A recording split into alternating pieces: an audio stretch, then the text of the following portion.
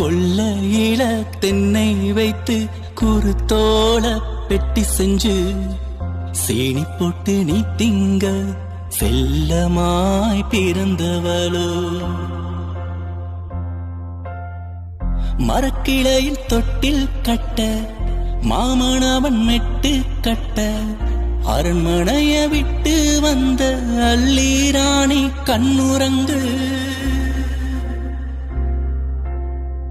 மரக்கிளையில் தொட்டில் கட்ட மாமனவன் மெட்டு கட்ட அரண்மனைய விட்டு வந்த அல்லீராணி கண்ணுறங்கு. கொல்லையில தென்னை வைத்து குருத்தோல பெட்டி செஞ்சு சீனி போட்டு நீ திங்க செல்லமாய் பிறந்தவளோ.